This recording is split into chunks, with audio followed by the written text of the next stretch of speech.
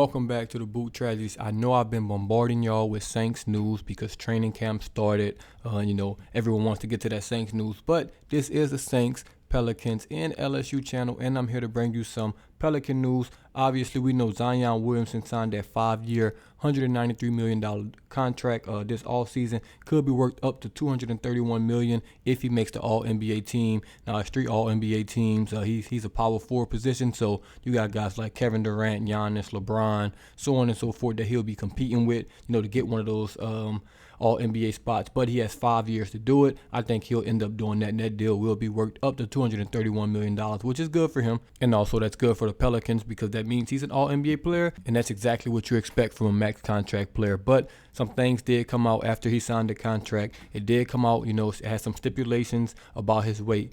He must weigh 295 or below periodically. So you can't just be under 295 when you sign a contract and shoot up to 300, 310. He must remain under 295, and they also will be checking his body fat percentage. I know this is crazy because, a lot of people just don't see these type of things in the NBA, but the Pelicans had a little leverage in this deal just because Zion Williamson did not even play his first 4 years in the NBA, man. He's been injured. A lot of it has been tied to his weight. He had the meniscus thing coming out of college and in summer league. Then, he wasn't cleared to play basically his entire rookie year. Then he came this year, broke his foot, missed the entire season again, man. And when he's out there, he's been great, but he hasn't been out there. But it seems that he's on the right direction this offseason. He's hired a private chef, which he should have done day one. But, hey, he was young, 18, 19 years old. You think you can figure it out on your own. But he's starting to realize, hey, man, I have a lot of money on the line. You have over $231 million on the line. That's a little different from that rookie contract when it's only $18 to $20 million on the line, whatever it is for the rookie scale. So him having that private chef, he's a private trainer.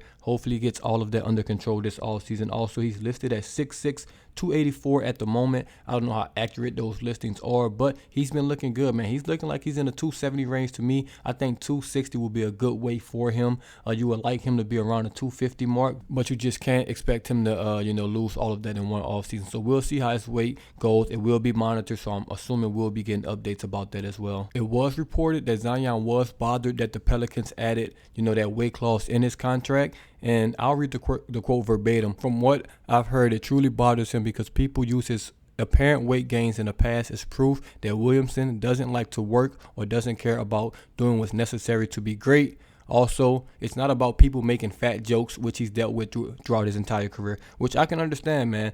Putting that clause in Zion Williamson's contract makes it seem like he doesn't, want to lose that weight, like he's not trying to lose that weight, but the Pelicans had to protect themselves, in their investment. So I think putting that clause in there was good. You can just compare it to the Kyler Murray situation in Arizona. They put that he had to study for 4 hours a week, which is absolutely nothing for an NFL quarterback. He didn't like that. Zion Williamson doesn't like this in his contract as well. I can see why both guys kind of feel disrespected, man. They're NBA guys. They obviously pro athletes, they obviously work hard. Zion obviously works hard, but the Pelicans had to protect themselves. You just can't, blindly give a guy $200 million that hasn't played over 50% of his game in the first 4 years. That just would not be smart business. Ultimately, I think this won't be a huge story. Zion's going to get on the court. He's going to play well. He's going to shut up all the naysayers. I think he'll be an all-star and has a shot to be an all-NBA player this year, just coming back off that injury. I think he's ready to go. The Pelicans are ready to have him back. The Pels need him back. And I'll definitely be, more up to date on the Pelican stuff as it get closer to preseason.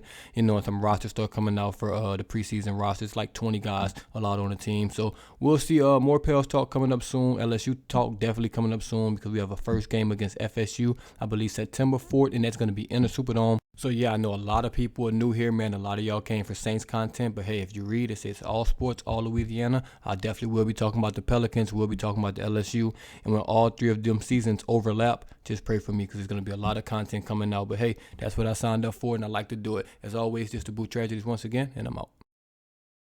This is what we live for. This is what we worked hard for.